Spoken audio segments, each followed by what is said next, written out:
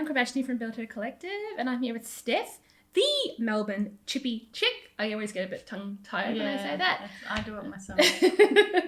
And founder of the Lady Trade Club. Yes. So thanks for being with us at TalkFEST. Thank you. Thanks for having me. Yeah, it's absolute pleasure, and we're super delighted that we could sneak into one of Stef's sites. Yes. Hence the carnage behind us. I feel like I haven't been on a building site in years, so I'm really enjoying it. And I forgot to bring my pink. And I was steel looking blues. forward to seeing I know those. they're like hot pink. They're amazing. Yeah. I've seen them. I'm super annoyed with myself.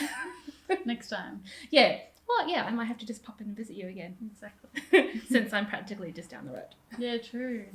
You can see our Yeah, I'll do a drive-by. process. Yeah. That's not at all freaky. Or See weird. you out the Or window. stalkerish. We actually did a drive-by for one of our builders' houses the other day. Yeah, we are weird and stalkerish. Watch out for us. So, yeah, we'd just love to know if you want to share with our viewers like a little bit about what you're about and tell us more about Melbourne Chippie-Chick and how you've got to be where you are. Like, I think you have such an interesting and inspirational angle, and I would love to just hear more about it. Sure. Well, I started off when I was 23 years old doing a carpentry apprenticeship, and I work under my dad. He's got his DBU, which is a Domestic Builders License Unlimited. I've been doing that for 6 years, and from that my key was to get my builder's license. Yeah. So from there I did a diploma in building and construction. So pretty much we've been doing renovations, extensions. We even went down the avenue of new builds. So, Oh, yeah? Yeah, so that was a big change. Yeah. We did Quite different, aren't they? very, yeah. So we did, the biggest one was 6 triple story units. Cool. Yeah, so now we've reverted back to renovations, as you can see. Well, they both have their difficult points about them. Yeah. But I almost think that the renovation is sometimes a little bit harder because you're working with your existing structure. Yeah. Yes, it depends how big the new build is. Like if you've got, 3 bathrooms in each unit, that's like, so many things to look out for and keep an eye over, especially if you get a small team. Yeah. Like me and Dad to look over 6 units. It's a bit daunting. So this is like, oh yeah, it's relaxing. I'm just got one imagining kitchen. like your conversation over dinner, like, Dad, did you do that? No. Yeah. Oh. It's hard. We go out for dinner and we're like kind of try to steer away from the work convo, but we always end up talking about work, and everyone's like, give it a break. But yeah, it's good. So that's pretty much what I've done from there.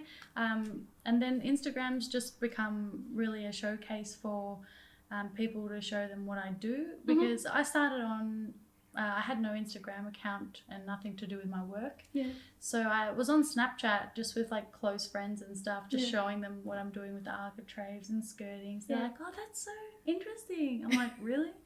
And my husband's like, you should do it. Like, set up an Instagram page and just show what you do. And I'm like, before, like, it's not that, to me, it's just work, Yeah. But yeah, then I just started from there, and I got through Master Builders Victoria, I got the Diploma Student of the Year, which was really cool. Yeah. So I just like posted some of those things, and then it just kind of kicked off from there. And then a lot of people were really encouraged by my work. So it just, they're just like, their feedback is really driving me to push forward. And then from there, I've just met a few other tradie ladies, which throughout my whole career, I've not known any female tradies to talk to. Trade school, I was the only girl. It was a bit lonely, and then when you do speak to your girlfriends, they have no idea what you're talking about. That's right. Yeah, so then once I hit the Instagram, there was just tradies coming left, right and centre, and I was like, we need to, build a little club, like we need to have a little group. So what trades have you got in a group? Are they like electricians, plumbers? All different. So we've got carpenters, we've even got mechanics, electricians, plumbers, boilers. Oh, wow. The girls are in the mining up in Perth and Brisbane, and even just painters. There's a lot of, big range of girls in the club, which is really good. What was that experience like, I guess, being the only girl in your undergrad or your university diploma? Yeah. Like, what did you well, find during the diploma, I had 2 other girls, which was good. We got really close. During the apprenticeship, I was the only girl. At the start, it was quite funny because I would sit down and there'd be like a ring of like 2 meters around me that no one would sit next to me. And I'm like, I'm not going to bite you. It's okay. But bless. Then, so once the guys got comfortable with me and like we just built really good friendships, and I still talk to some of them now, and they're married and got kids, and it's really nice, like a good friendship. It was a bit hard, like at lunch times and stuff, walking around without the group of guys that would protect me. Yeah. So I'd walk around and get whistled at, yelled at. Oh gosh. Yeah. Even just doing some activities outside, all the other classrooms or the other guys would be like a bit rude in that way. Yeah. But when I'd stick with my crew, like you find your little crew and they'd protect you, nothing would happen. So it was okay. I grew up playing soccer since I was 9. Yeah, so I saw your video. Yeah. You're so good. Thank you. I cannot do what you do. I'll teach you. So I've been around guys, like being the only girl from a young age. Yeah. So I've been kind of used to it. I just take it as I don't feel different when I'm around them. I just feel like I'm one of them. Yeah. So I think the more you focus on that I'm a girl. That's right. It will impact you more. So just pretend you're one of them, get along with everyone, and that's it. Yeah. Well, and I guess you're also just who you are. Like, that's it. Take me as I am. Yeah, that's it. Yeah. It doesn't matter what we look like. We're just born into a shell. That's right. And we're all the same inside. Doesn't matter what skills you have or qualifications. We're all good as each other, and if we're a boy or a girl, shouldn't matter. I think that's a really good point. Like, I think the less we see gender, or the less we focus in on gender, the less it is a thing. Yeah. Exactly. Well, you've had a really amazing journey. And I'd love to know, so when's the goal? Like, when are you going to go for your registration? I've put it on myself for this year. Oh, cool. Yeah, so I really want to do it this year. Yeah. Have it. You got your projects all ready to showcase? And No. No, but I think I might do maybe a small short course. Yeah. A few months before I do it. Mm-hmm. I do have a lot of photos, and I keep them on my computer in a file. Yeah. But having them collaborated together, I haven't. So I might do a short course and get all that information together and try and do it. It's almost like an administration burden for you. Like, it's like, but I've done the projects, you know. But you've got to put it all together. Yeah. So in Builder Collective, we have a lot of women who are renovating or building, and they're project managing a whole lot of different delivery methodologies. And a lot of women or men who might be at TalkFEST maybe possibly thinking about renovating or building. And we'd just love to know if you want to share from your perspective, what would be some advice that you might like to share with them?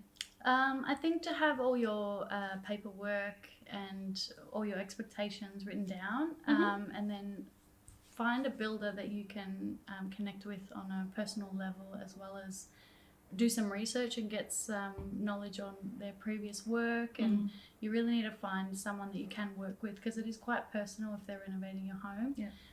Someone that you feel comfortable working with, that can pick up the phone and not go through so many people. And just have specifications, because you could say, bathroom this, but then when it comes to crunch time, you could be whacked with all these fees. And, so have your paperwork and everything ready. Find someone that you're comfortable with, and make sure they have, you see what their previous work is. Yeah. That's really fantastic advice. And I really love your perspective too. Through TalkFEST, we've spoken to a lot of interior designers and stylists and design specialties. But I think that's some really practical advice for anyone who's about to engage someone that they can just pick up and run with. Yeah. And we often say the same thing, like you have a close relationship with your builder, and so the builder that you work with has to be able to work with you, and you need to feel comfortable with them, that you can maybe disagree on something one day, but come back and the job's the job the next day. So it's a really almost like finding a good doctor. Yeah. Because they're going to be in your life for some time. Yeah. So that's fantastic. And check out their previous work. Yeah, definitely. Do it. Yeah, even like what we do is like we have one unit, say in Doncaster, that we've completed, that if anyone wants to see previous work, they can go and have a look at it, which is really, really good. Some builders can't do that, but I guess some may have clients that will let them see into their home, and you can have a look and get even a feel. A conversation with a past client makes a big difference. Yeah. How was the relationship? Was it on time? Did you have issues? How are they resolved. Yeah, because there's always issues and there's always problems, but it's how they're resolved is the important thing. Yeah. Just the attitude behind it. Because once there's one encounter of like awkwardness, it will just build from there. So if you do have a problem, to address it, and don't worry, it might take another few delays here and there, but we'll fix it for you. Don't worry. You know, just give them that assurance. So to find someone you're comfortable with is a big thing. Yeah, that's a big relief too. I think when you find someone that you can work with really well. Yeah.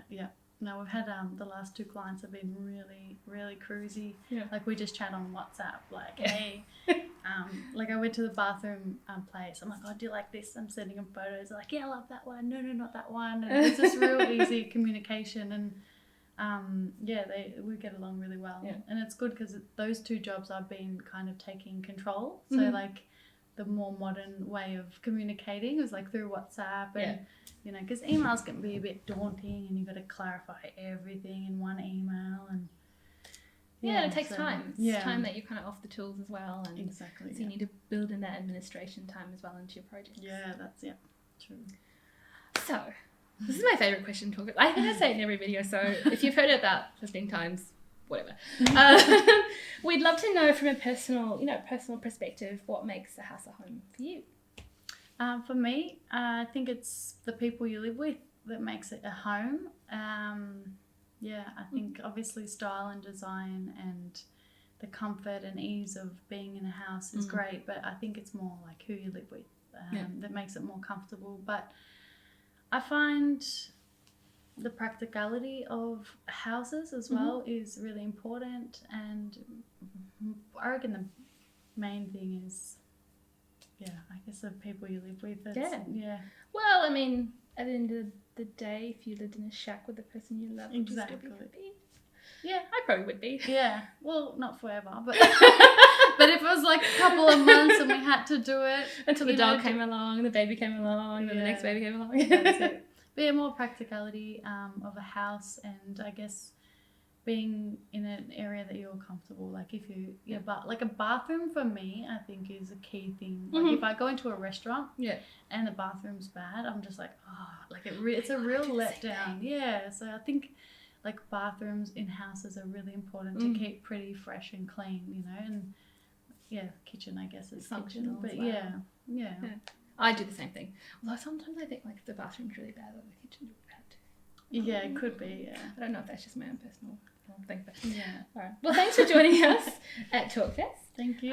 It's really been lovely meeting you, and I've been following you on Instagram for some time because actually our carpenter recommended you. Oh, nice. To me, and he was like, "Yeah, you should check her out. She's really cool. She does lots of amazing stuff." And I'm like, "Okay, I will." And so I feel like I kind of partly already knew you, but I didn't. So it's really lovely to have met you, and I just think you're doing such fabulous things. And best of luck with your registration. Thank you. Yes, I got to get on that. Thank you. It's a great achievement. Yes. Thank you very much. Thanks for having me. Oh, no worries. Thank you, girls. All right. See you. Bye. Hi, I'm Rebecca. I'm Gramashni. And we're from Build Her Collective, as you probably know because you've been watching the videos. Sorry. We would love to invite you to come watch our webinar. It's on our one counterintuitive strategy, which allows us to renovate our dream homes without going over budget or sacrificing our ideals. That's right. Yep. We're going to share with you in our webinar 3 secrets, and they're amazing because we've been working on them for like the last 2 months. So, secret 1 is the most important thing you must do to make sure you renovate your dream home right. The second secret is the second hidden blueprint you'll need to execute your renovation without delay. Yep. And finally, how you can stop getting scammed. And we all hate being scammed. We hate being scammed. It's not right. No, it's not right. And you can know how to avoid that by joining us. So it will be on April 4th, 7:30, Thursday night. Join us there. Bye.